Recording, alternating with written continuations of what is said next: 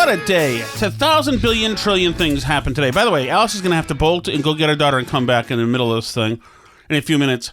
But, all right, so this is... Alice's day was crazy. We checked out a place for Sally, our daughter. She checked out a place. I was doing my show, and then a bunch of guests on my show. And then we had...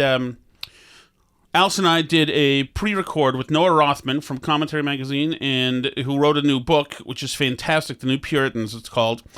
And he was great. He's great. Unfortunately, Alice, guess what the interview is? It's the media word for it. Or, close. Close. Embargoed. Correct. The interview is embargoed. His publisher, we can't release it till we can do it the 4th. Technically, everybody else is doing the 5th, but I want to get ahead of them. Well, how about we do midnight? We'll do it. I want people to be able to get it in the 4th late, and so we'll throw that out there. Is that allowed? Will we not be able to get other interviews in the future? And then I'll run his thing live on the 5th. As well on WTIC. It was a great interview, a great conversation. He's such an interesting guy. He's so fun. And I figured that you would love him. I figured that was the kind of guy that you would go to the prom with, actually. Actually, we're about the same age. But he's a little nerdy, very intellectual. I mean, he doesn't, there are no, 5-cent words in his vocabulary. No, that's You've true. got to listen to him because all his vocabulary and the way he speaks, I think it's great. He's an immaculate speaker. Former radio guy, by the way. Let the record show. Is he? He busted into radio by kind of the same way Ed did in the guerrilla assault on radio. GEUR, not the monkey. But he is great, and of course, Noah's from Commentary Magazine, which I listen to every day. That podcast is my favorite thing in the world. And if you want just a taste, by the way, of my incredible interview acumen, here's a small slice. All right, we are thrilled to bring on Noah Rothman. You know him from Reason Magazine and from the Reason Magazine. Jesus Christ. I was about to say, my friends and colleagues over there would be surprised to know I'm on the roster. This is not Nick Gillespie? Okay, here we go. We are thrilled to bring on Noah Rothman. You know him from Commentary Magazine. So there you go. So well done. Sometimes they are your 2 favorite podcasts, I think, or your 2 favorite news podcasts. I'll put it that way. I mean, certainly Commentary is number 1, stands alone. Then I'll put Reason right there with the National Review guys. But Commentary is every day. Reason, I think, is once a week. I think National Review is twice a week. One of those. I've heard them both on the rotation while your iPhone is going through random ones late at night. Yeah, those are both good. There's a few of them I like, but those are both good. Okay, let's see. There is something that we should get to. Joe Biden really did some incredible. God, he's so cynical. Listen to this question and answer. This is Joe Biden in Spain today. America is back was your motto at the first NATO summit last year, and you've come to this summit here and the one in Germany after the U.S. Supreme Court overturned constitutional protections for abortion, after the shootings in Buffalo and Texas, at a time of record inflation, and as new polling this week shows that 85% of the U.S. public thinks the country is going in the wrong direction. How do you explain this to those people who feel the country is going in the wrong direction, including some of the leaders you've been meeting with this week, who think that when you put all of this together, it amounts to an America that is going backward? They do not think that. You haven't found one person, one world leader to say America's going backwards. America's better positioned. First of all, already, they don't say that. You haven't found one person to ever say that. Like, man, shut up, okay? She's saying it. She also, after this, she said, actually, people have said it to me. That's why I said it. Well, and not only have people obviously said that, lots of people say that every day.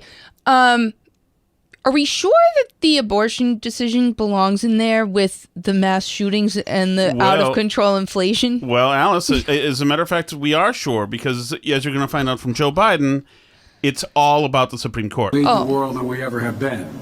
We have the strongest economy in the world. Our inflation rates are lower than other nations in the world.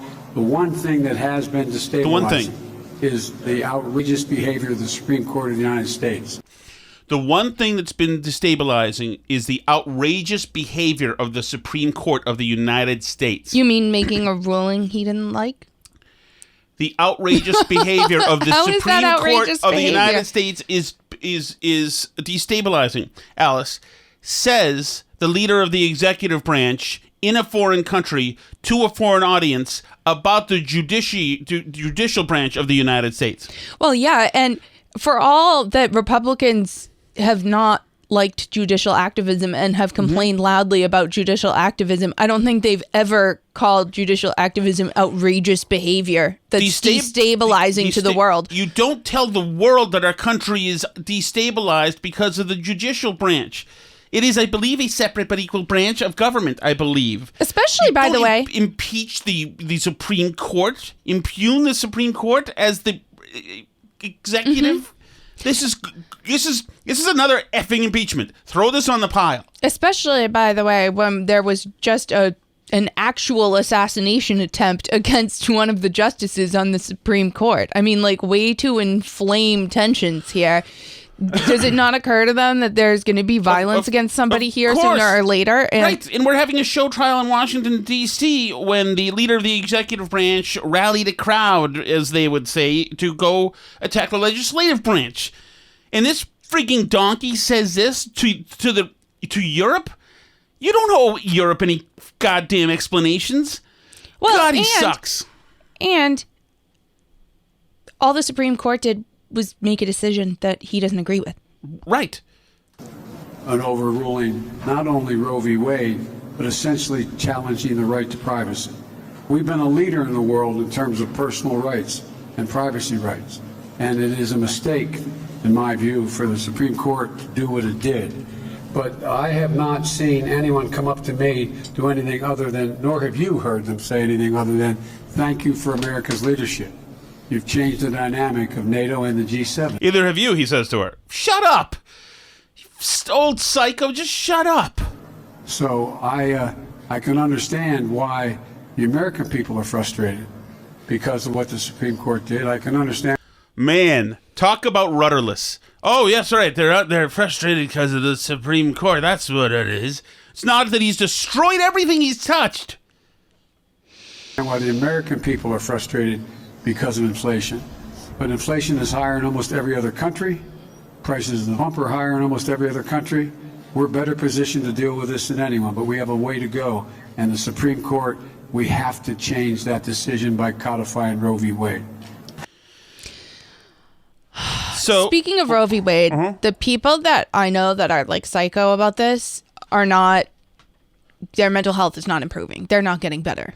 They are spinning wildly out of control. There's a woman that I know that's continuing to post on Facebook just bat bleep nuts things constantly, saying that a bunch of places have made miscarriage illegal. She's repeating rumors. Who is it? Do I know her? It's the same person who was reporting people for red flag laws. She also kicked your husband out of a certain conversation.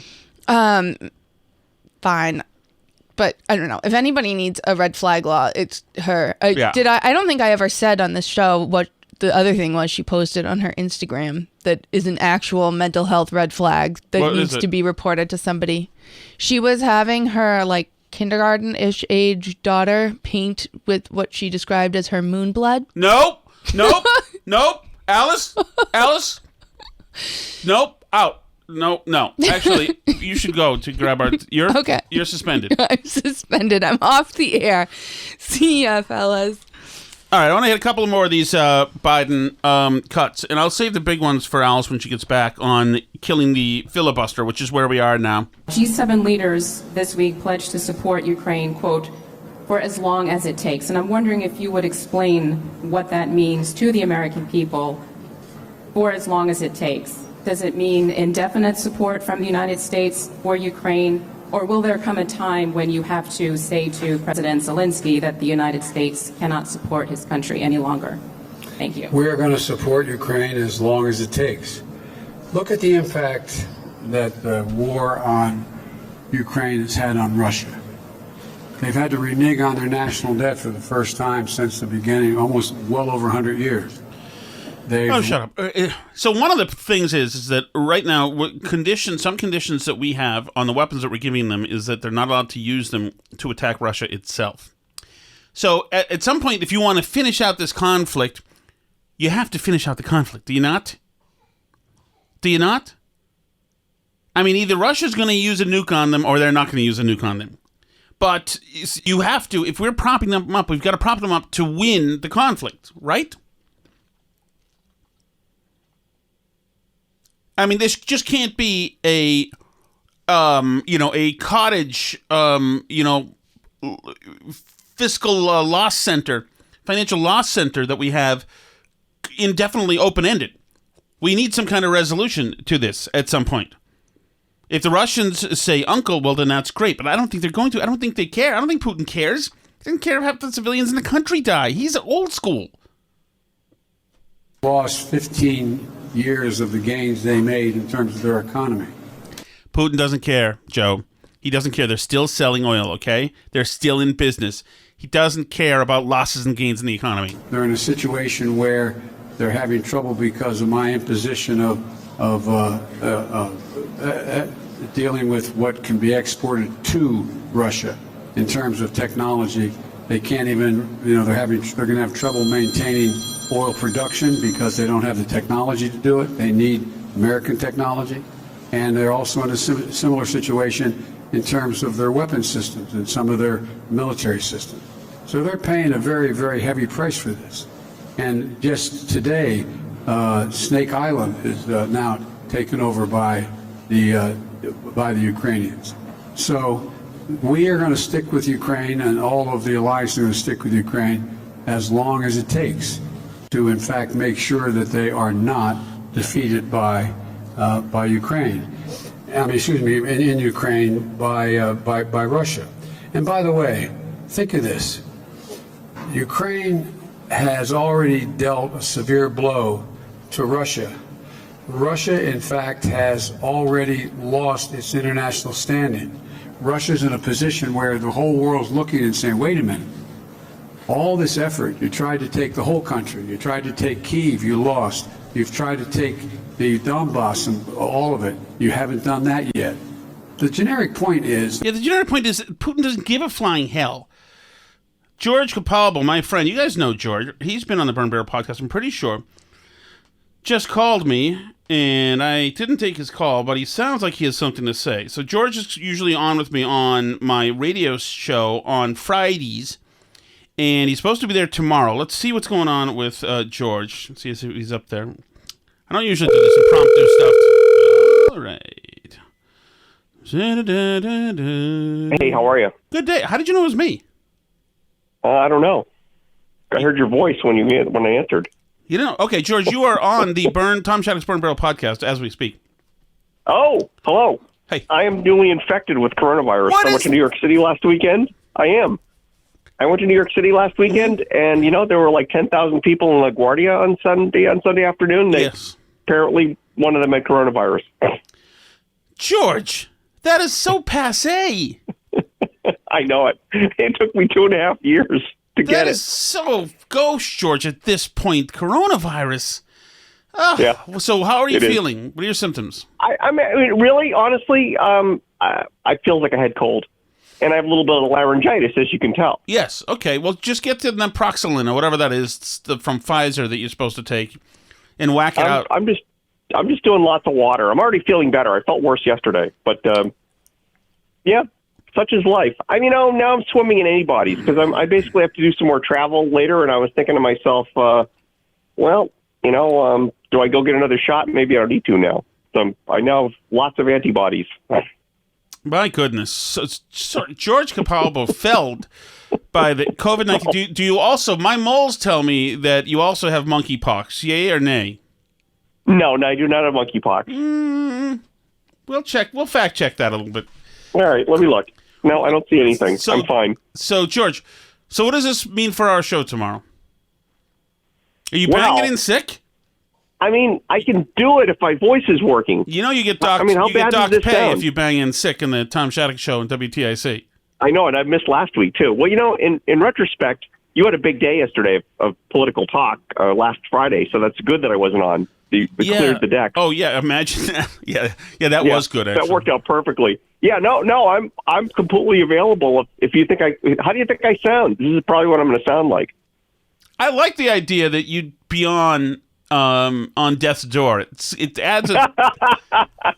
I show up no matter what. Yeah, it adds something. Oh man, excuse me. Yeah. Oh man, sorry coughing blood into your handkerchief adds a new dimension. When I laugh, to the radio. When I laugh.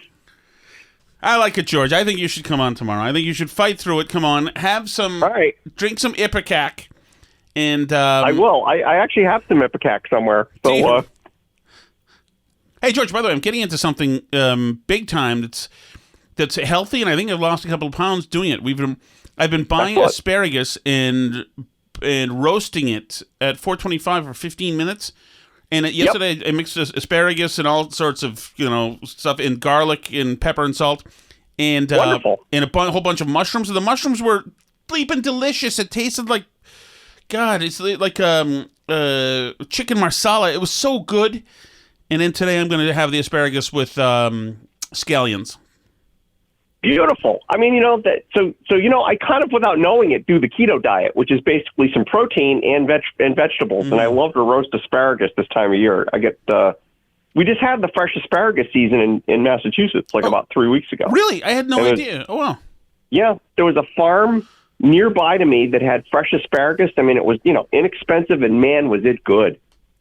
That is great. Oh, I mean, how can you beat that? It's like this. It doesn't really.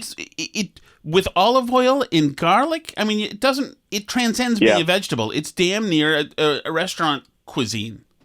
And you get a little roasty, so it's a little blackened. It's just it's wonderful. Do you broil it for amount of time? Is that how you finish it off? I have a grill basket in my grill, and I just kind of give it maybe like 4 or 5 minutes each side until it kind of browns up. Yeah. It's pretty easy.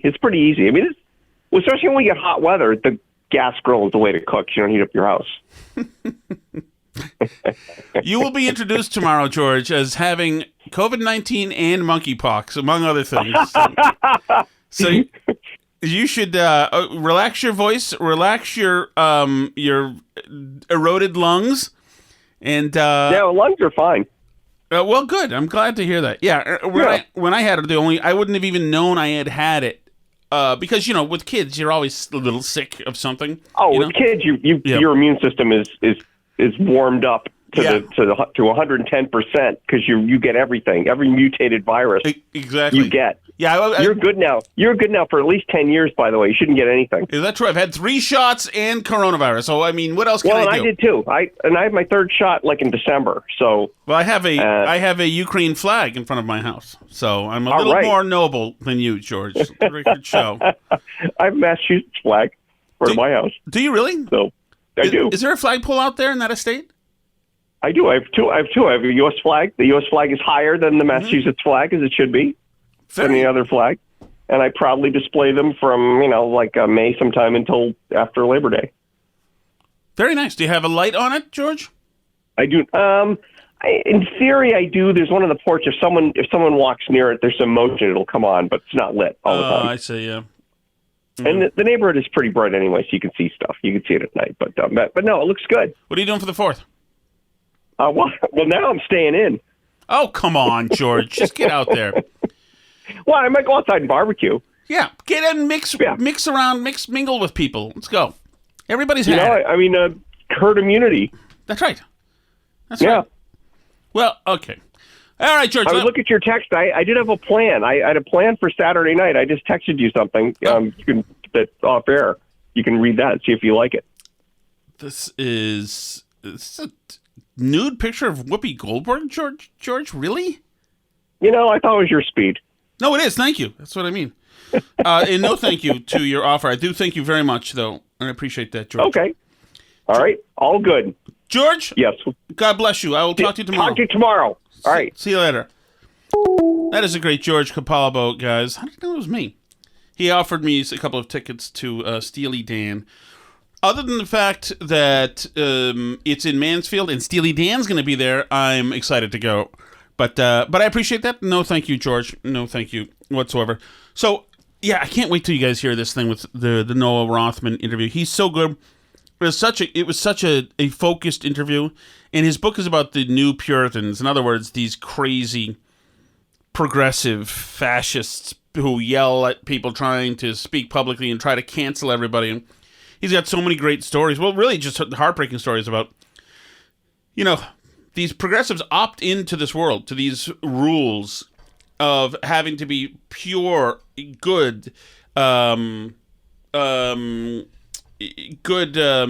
self-sacrificing believers in the progressive movement, and then they get canceled by other members. Like the Jacobins are eating each other, and it's because things like an Irish guy, opens a falafel shop, things like that are considered totally verboten. Just can't do it. And it's like, it's crazy. And we talked to Noah about that, and how this thing ends, if it does end, because it is weird. You remember, like in the 60s, the left was all about like having sex and dropping acid and flying free and communes and this, all that stuff. No.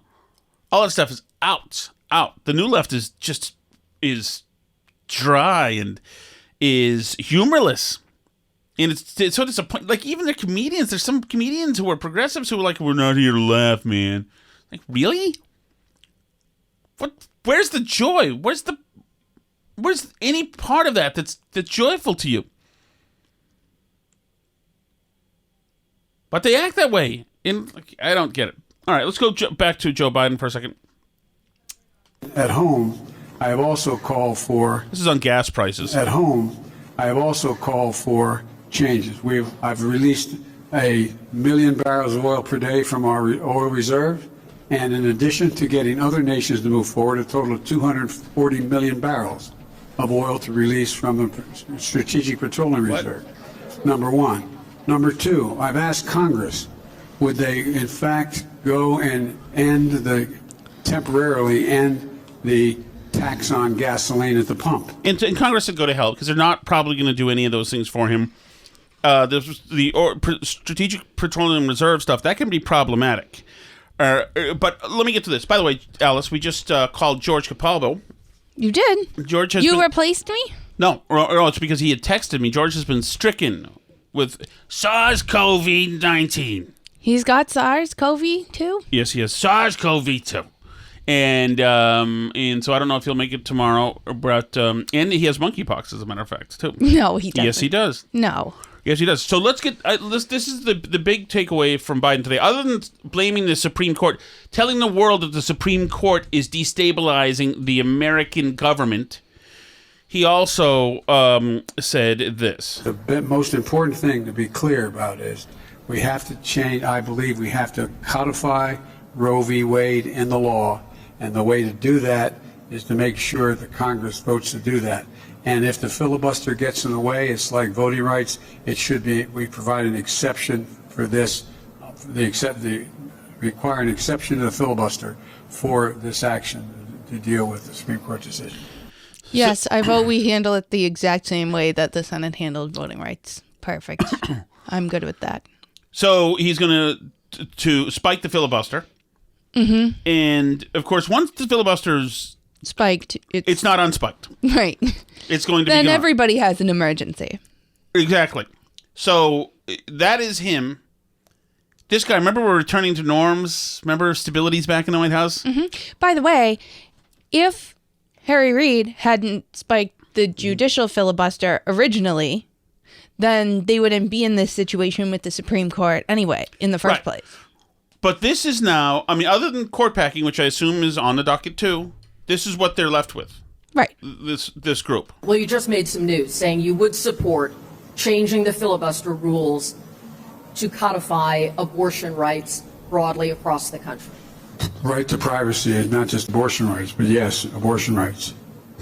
Can you describe for us, sir, many Americans are grappling with this. What is your sense today about the integrity and the impartiality of the Supreme Court? Should Americans have... How bad is it, by the way? How terrible is the Supreme Court, sir? ...confidence in the court as an institution and your views on abortion have evolved in your public life. Are you the best messenger to carry this forward? He's not going to like Democrats, many of them, many progressives, want you to do more? Are you the best messenger to carry this forward is a not so thinly veiled middle finger. Yeah. Enter Hillary Clinton and Liz Warren. In other words, that's what that is. Mm-hmm. Don't we need a new messenger who's not a doddering old flip-flopping hypocrite, sir? Yeah, I am. I'm the President of the United States of America. That makes me the best messenger. And I really... That's what we're getting at, sir. Should you be? Think that it's a serious problem that the court has thrust upon the United States, not just in terms of the right to choose, but in terms of the right to who you can marry, a whole range of issues relating to privacy.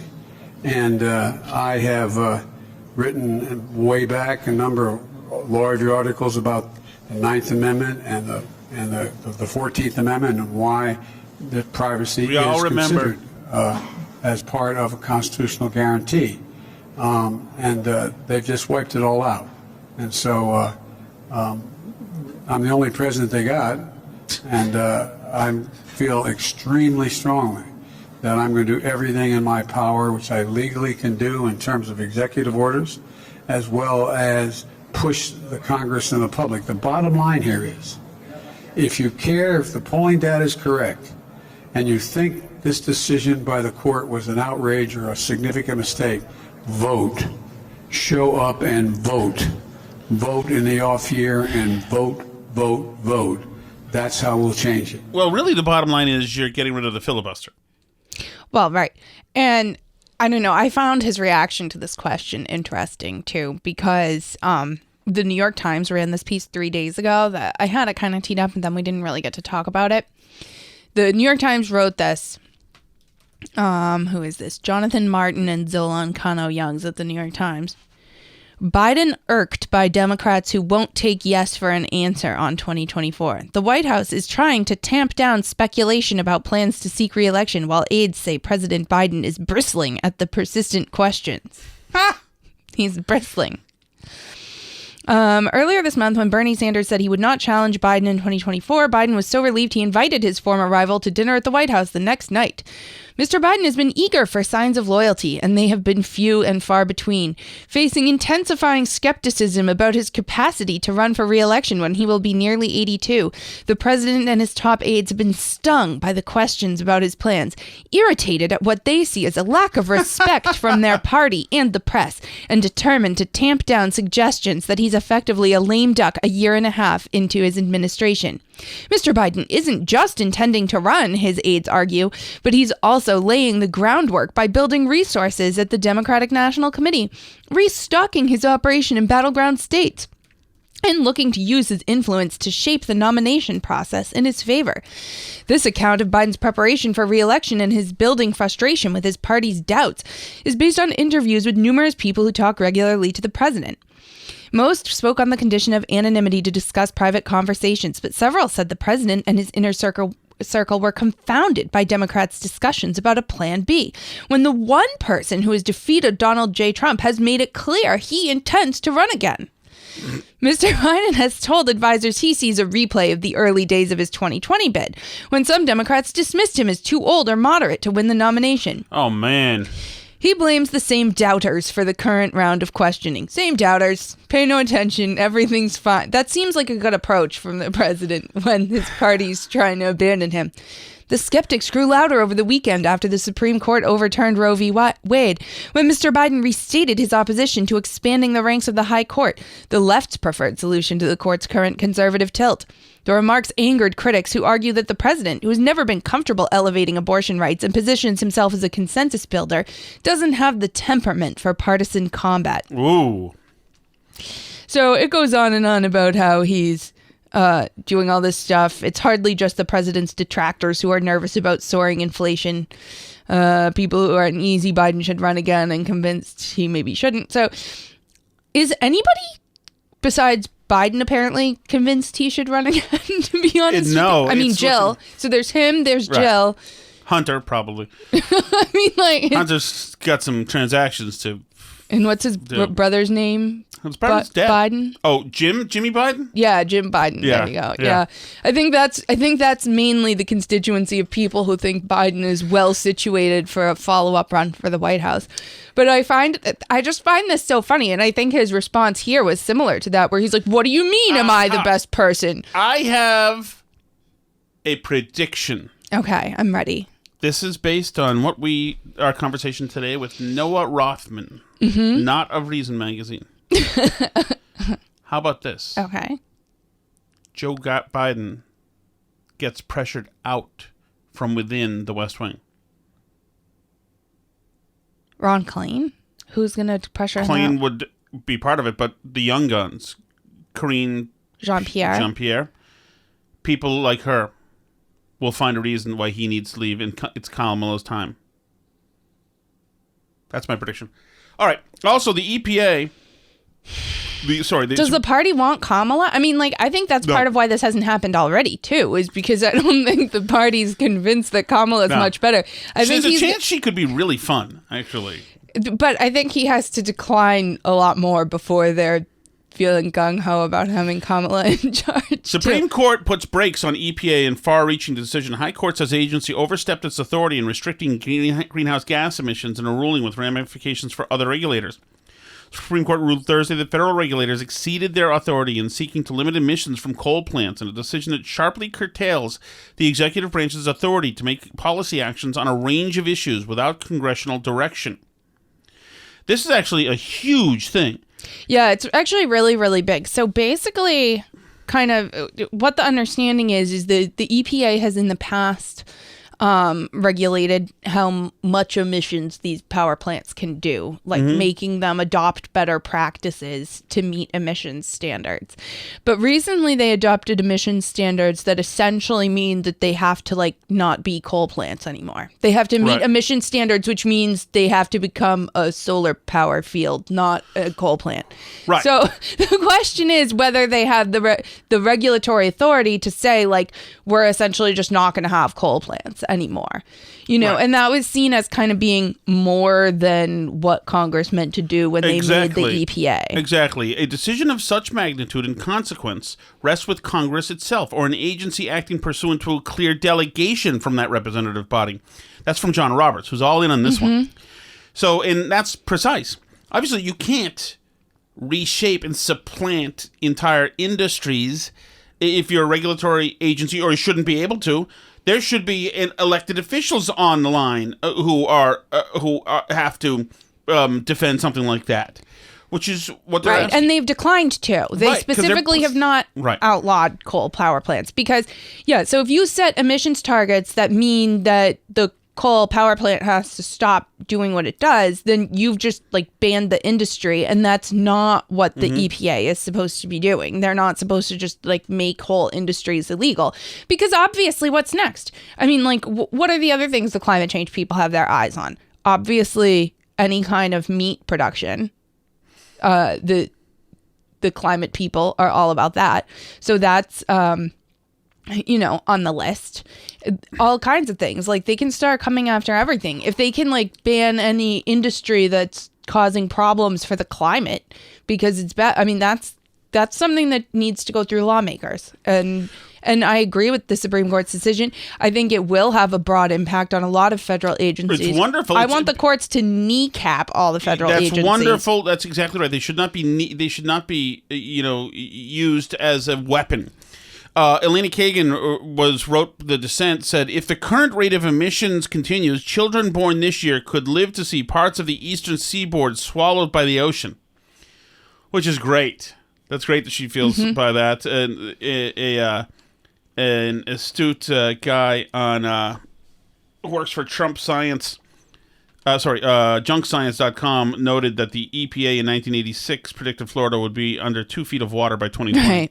Yeah. So to quote John Roberts here, who wrote the majority decision, this was a 6-3 decision. He said, capping carbon dioxide emissions at a level that will force a nationwide transition away from the use of coal to generate electricity may be a sensible solution to the crisis of the day, but it is not plausible that Congress gave the EPA the authority to adopt on its own such a scheme.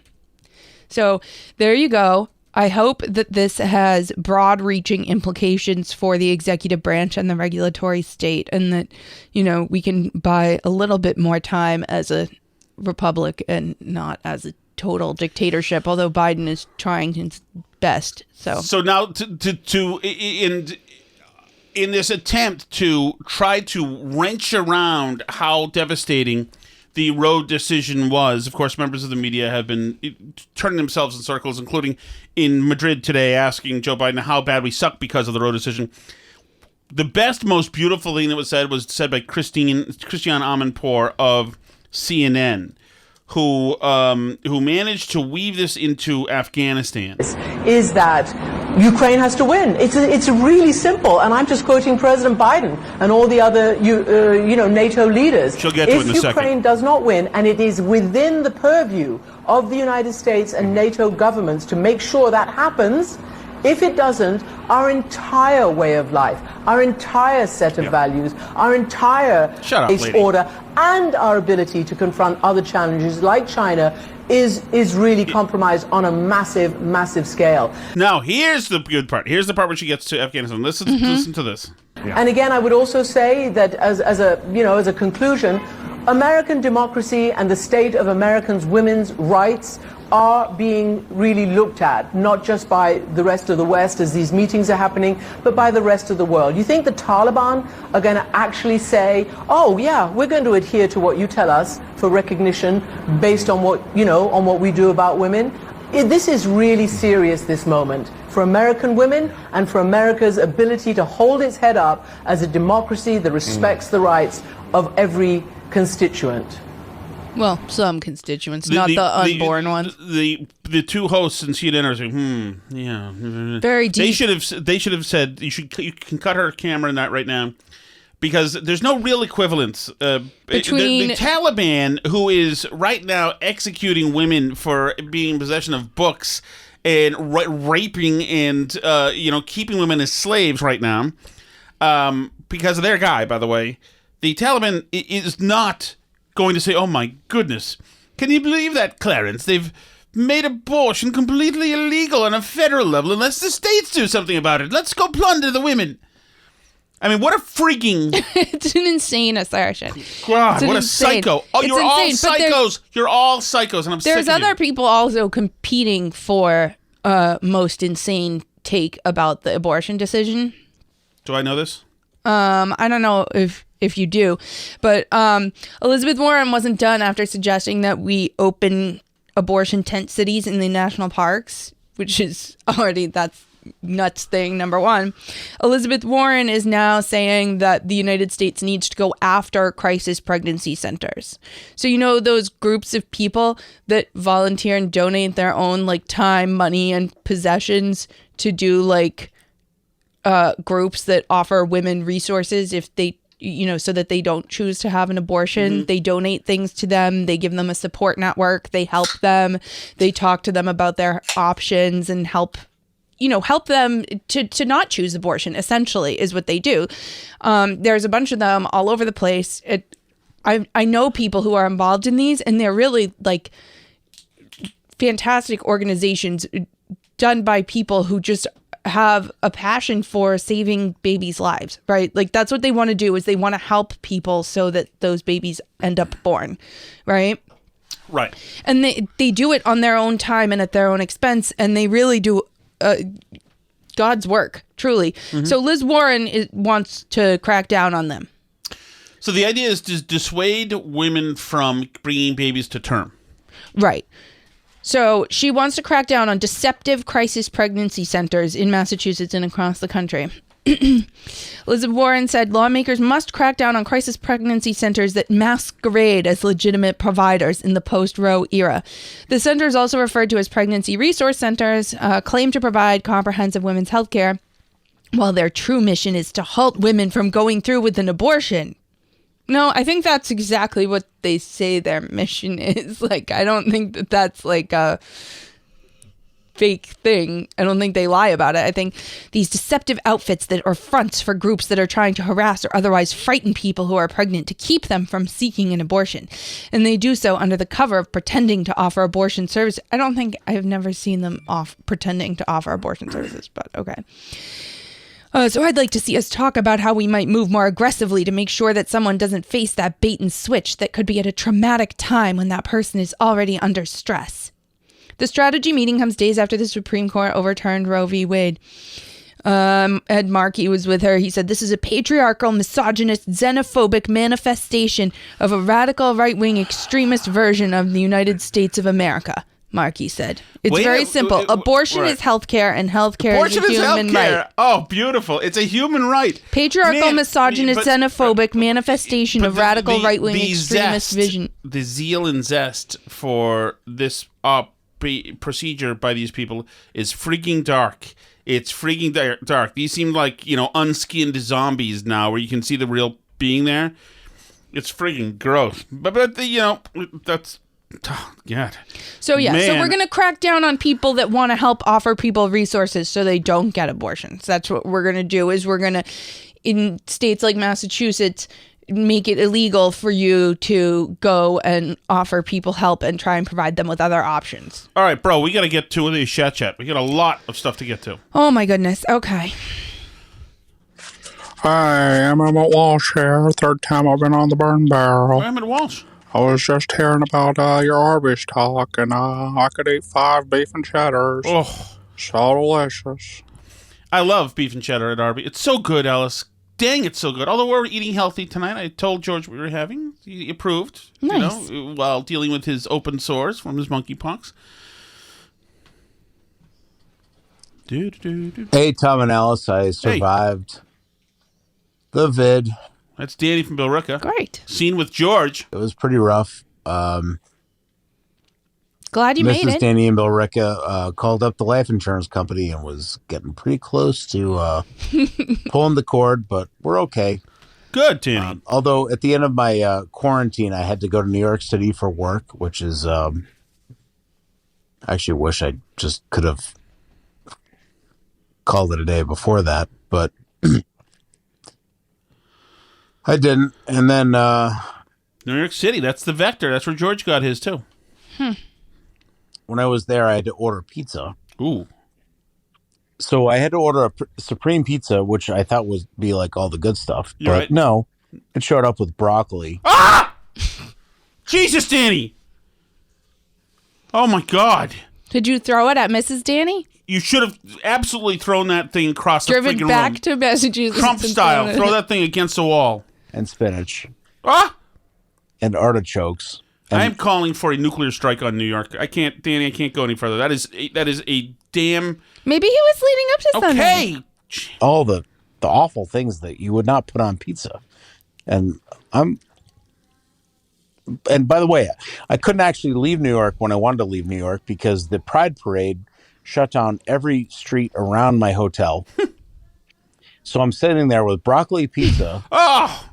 With all the gays, which I love the gays, but they wouldn't let me leave. It was terrible. I just, I mean, I think the responsible thing to do at that point is to hurl yourself out of the hotel window. Is it not?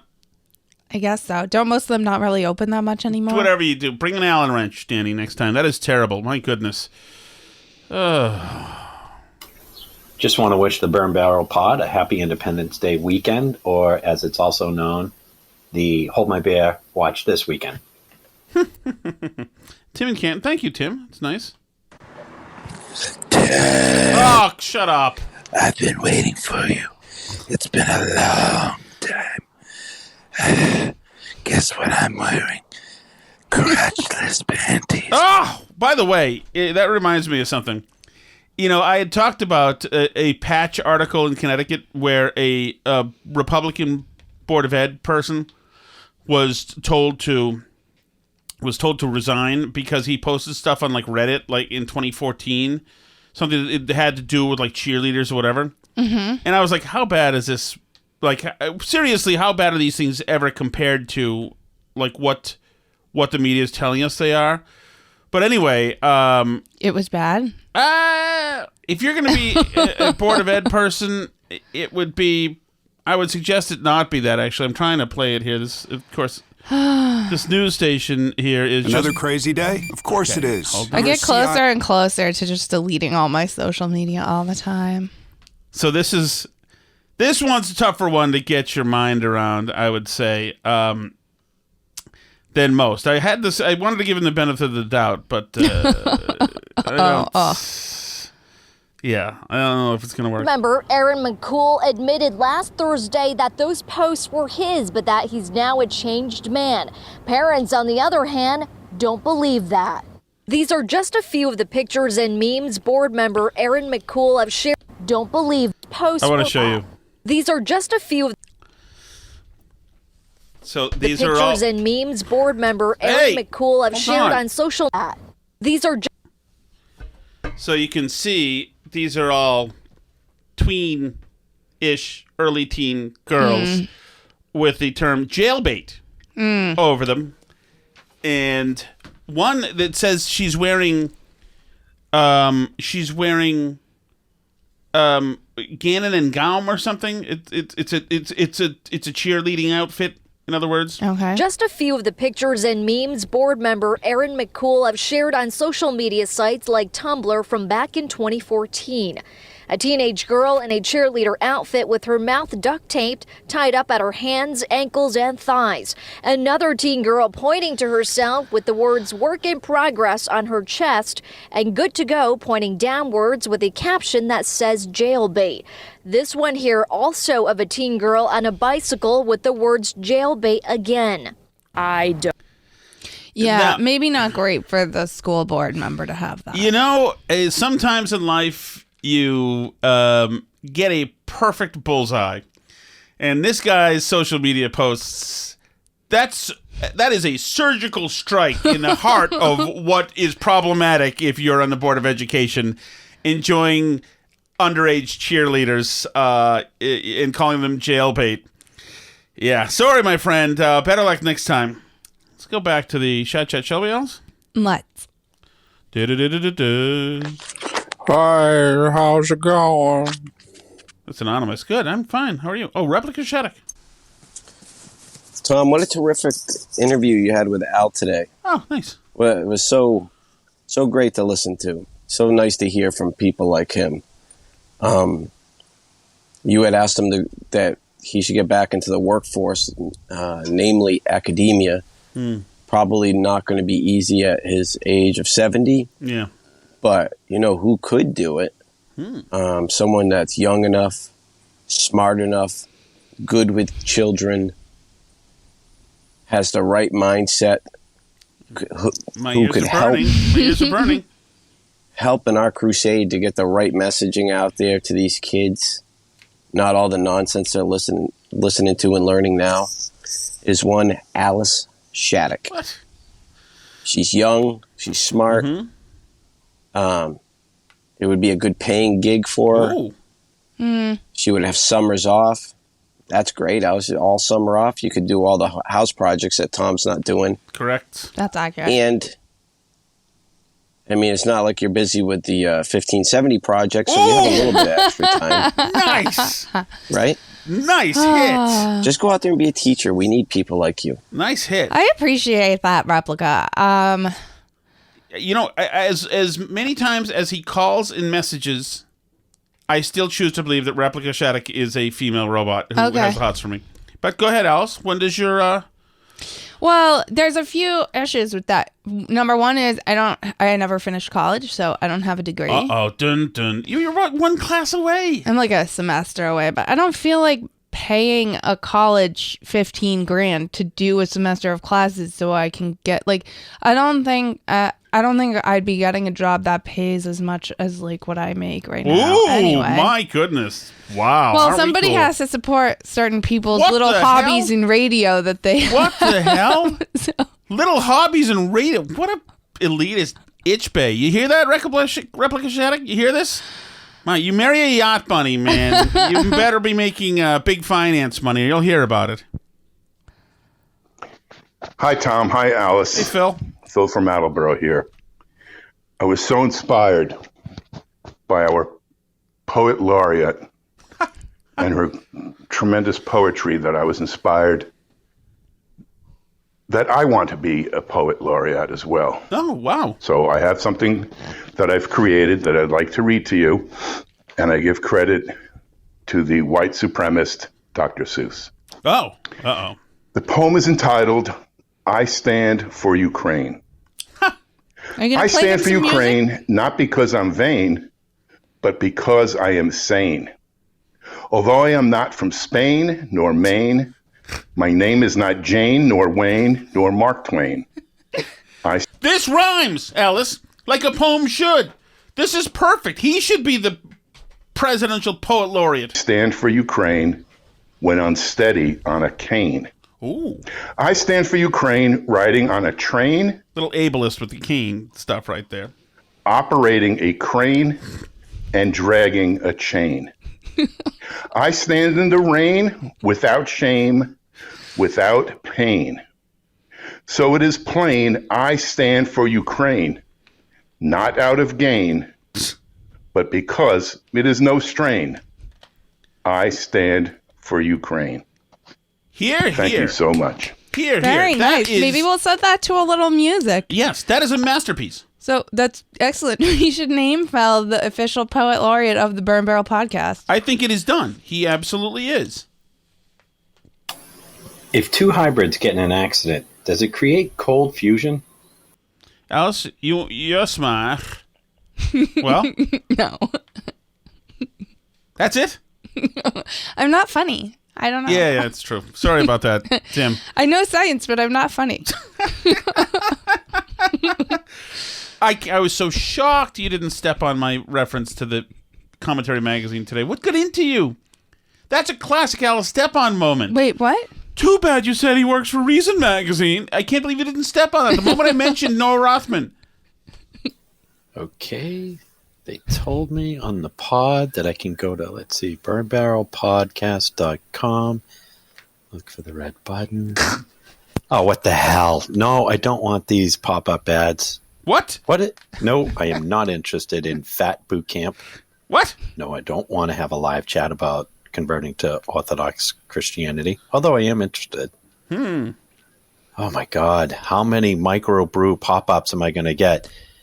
Oh, wait a minute. At least there's this good one here. Phoebe Cates. Oh. Pictures from 1980 to now. I'm in, baby. Oh.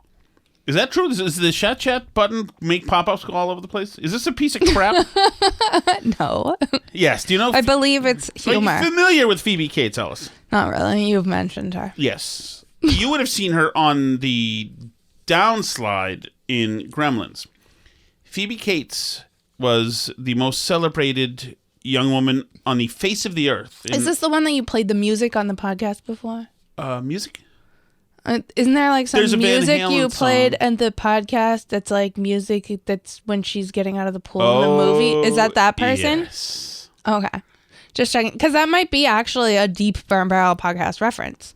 Yeah. Oh, yeah. Then The person listened to that back then. That you played that. That is... She is not to be mentioned in anything but full esteem. And I will add, and I've had this online with a problem with a listener, the great Tanya Roberts from Beastmaster as well. Okay. We do not speak ill of these people, Alice. Did I speak ill of anybody? We do not. I haven't spoken ill of anyone. Reverence for these people. And I will also add 80s era Alyssa Milano, who, though underage for a lot of that, was older than me, so I was allowed to love her. These are very important people for Gen Xers. Very important people. You're going to need this information. Did I disrespect anybody? Why am I going to need that information? Because when the world turns into Terminator and you're Sarah Connor, you're going to need how to manipulate and cajole the Gen Xers. Why the Gen Xers? These are the things, because they control a lot of the power. These are the things that you're going to need to know. You're going to need to know Susanna Hoffs in Walk Like an Egyptian when her eyes dart left and right.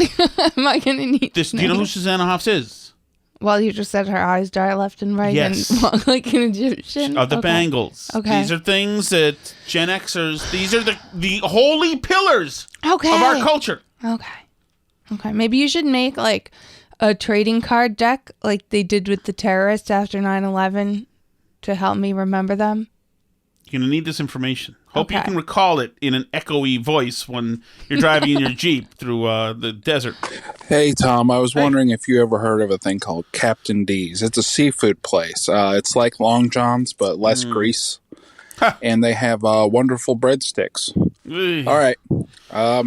I'll hear what you got to say. Bye. So I have not heard of Captain D's. I'm not a breadstick guy. It's just not my go-to. And I haven't been to a Long John Silver. I mean, there are up in New England. Obviously, there are a bunch of seafood restaurants. That said, I used to go to we used to co-own a property in Canada in Lennoxville, and right next door to Lennoxville, there used to be I think there was a Long John Silver there, and I loved it. I loved it. And Alice is with me here. Sometimes the processed, mass-produced food is delicious. I loved it. I'm sorry about that. Hi, Tom and Alice. Hey. It's Charlie from Ipswich again. Hey, Charlie. Hi. I just want to tell you that I enjoyed the interview with your caller. I think his name was Daryl. I hope his name was Daryl. We went and saw Buddy Guy, me and the wife, over last summer up at Hampton Beach. He's a 90-year-old African-American blues guitarist. Grew up in the South, and his stories were similar to your callers. How cool. I just wanted to say that I really enjoyed the call, and I enjoyed his stories, and I enjoyed the same perspective from somebody else. Keep up the good work. That is cool, Charlie. Thank you so much. And we should check out Buddy Guy a little bit more. I don't know much about him. Yeah, good to know. Yeah, well, thank you, everybody. Excellent messages. We certainly appreciate that. Thank you, everyone. As always, you can leave messages for us at burnbarrelpodcast.com. You can also write us an email, burnbarrelpodcast@gmail.com. If you happen to listen on Apple Podcasts, write us a review on Apple Podcasts. That's good, too. Maybe we should start to read the Apple Podcast reviews out loud, and then people might leave more of them. Ooh, excellent idea. So maybe that's a thing we should do. But as always, you can talk to us on social media at burnbarrelpod, facebook.com/burnbarrelpodcast. And by the way, we will be recording a podcast on Sunday for Monday and Monday for Tuesday. No days off for the Burn Barrel.